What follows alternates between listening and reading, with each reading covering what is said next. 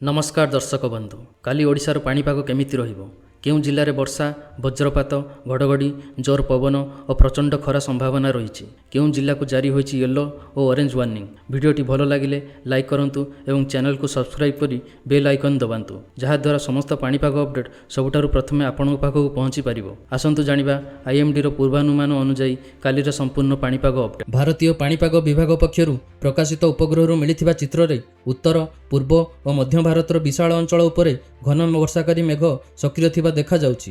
विशेषकर उत्तर प्रदेश, बिहार, झारखंड, पश्चिमबंग, उत्तर पूर्व भारत एवं बंगोपसागर संलग्न अंचल में घन मेघर प्रभाव जारी रही। यार प्रभाव में यही सबु अंचल वर्षा सह वज्रपातर संभावना रही। ओडिशा कथा कहले उत्तर उपकूल और आभ्यंतरीण जिल्लागुड़िक उपरे वर्षाकारी मेघ सक्रिय रही। अपराह्न और संध्या समय अनेक स्थान में वज्रपात सह हालुकारु मध्यम वर्षा, केतेक स्थान में प्रबल वर्षा हेबार संभावना रही।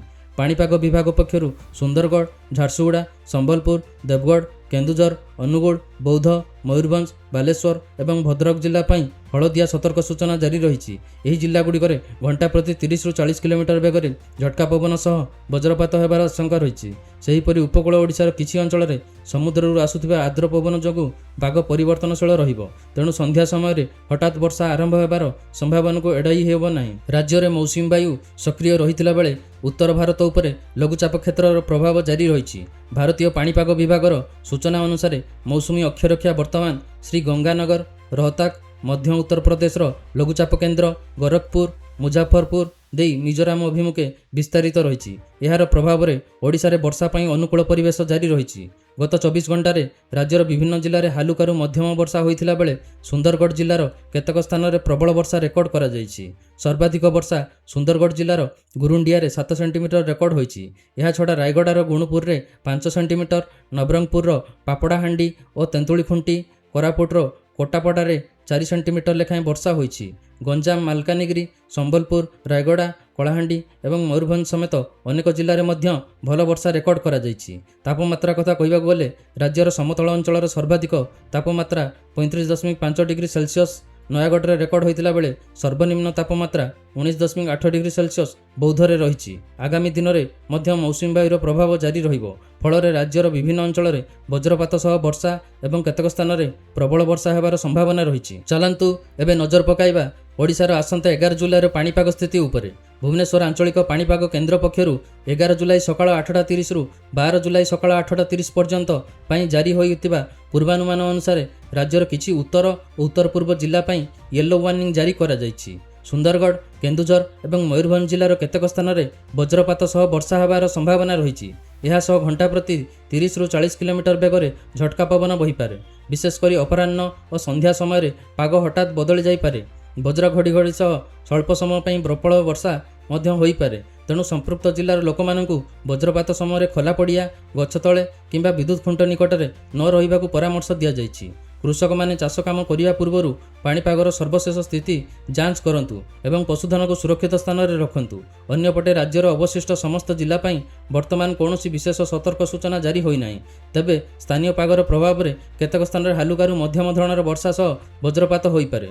मौसुमी वायु सक्रिय रहिबा थिबारु आगामी 24 घंटा मध्य राज्य में मेघुआ पाग लागी रहिबो। तेणु पाणीपाग विभागर परवर्ती बुलेटिन उपरे नजर रखंतु एवं प्रशासन पक्षरु जारी होउथबा समस्त सुरक्षा परामर्श को पालन करंतु। चलंतु एबे नजर पकाइबा ओडिशार आसंता 11 जुलाई सर्वाधिक तापमात्रा पूर्वानुमान उपरे। राज्य में दुर्बल हो जाइतिबा लघुचापर प्रभाव कमुथिले मध्य मौसुमी वायु सक्रिय रही। फल आकाश में मेघुआ परिवेश सह वायुरे आर्द्रता अधिक रहिबो। तेणु तापमात्रा किछिटा बढ़िया सत्वे उमस और गुळुगुळी अनुभूत होबो। आसंता काली अर्थात शनिवार 11 जुलाई राज्यर अधिकांश स्थान में सर्वाधिक तापमात्रा 29 ରୁ 33 डिग्री सेल्सियस मध्य रहिबार संभावना रही।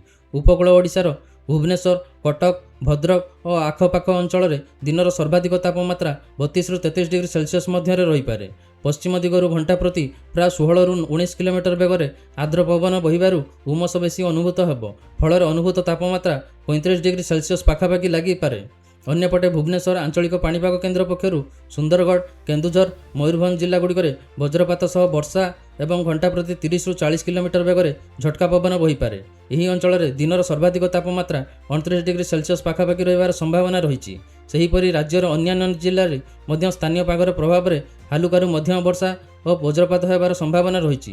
ଯଦିଓ ସପ୍ତାହ ଆରମ୍ଭ ତୁଳନାରେ ବର୍ଷାର ପରିମାଣ କମିଛି, ତଥାପି ମୌସୁମୀ ବାୟୁ ସକ୍ରିୟ ରହିଥିବାରୁ ବିଭିନ୍ନ ସ୍ଥାନରେ ବର୍ଷାର ସମ୍ଭାବନା ଜାରି ରହିଛି। ବଜ୍ରପାତ ସମୟରେ ଖୋଲା ସ୍ଥାନ, ଗଛ ତଳେ କିମ୍ବା ବିଦ୍ୟୁତ୍ ଖୁଣ୍ଟ ନିକଟରେ ରୁହନ୍ତୁ ନାହିଁ। ପାଣିପାଗ ବିଭାଗର ସର୍ବଶେଷ ସୂଚନା ଉପରେ ନଜର ରଖନ୍ତୁ ଓ ସୁରକ୍ଷିତ ରୁହନ୍ତୁ। ଦର୍ଶକ ବନ୍ଧୁ, ଏହି ଥିଲା ପାଣିପାଗର ସମ୍ପୂର୍ଣ୍ଣ ଅପଡେଟ୍। ସମସ୍ତେ ସତର୍କ ରୁହନ୍ତୁ ଓ ସୁରକ୍ଷିତ ରୁହନ୍ତୁ। ଆପଣଙ୍କ ଜିଲ୍ଲାରେ ପାଣିପାଗ ସ୍ଥିତି କମେଣ୍ଟ କରି ନିଶ୍ଚୟ ଜଣାନ୍ତୁ। ଭିଡ଼ିଓଟି ଯଦି ଭଲ ଲାଗିଥାଏ ତେବେ ଲାଇକ୍, ସେୟାର ଓ ସବସ୍କ୍ରାଇବ୍ କରିଦିଅନ୍ତୁ।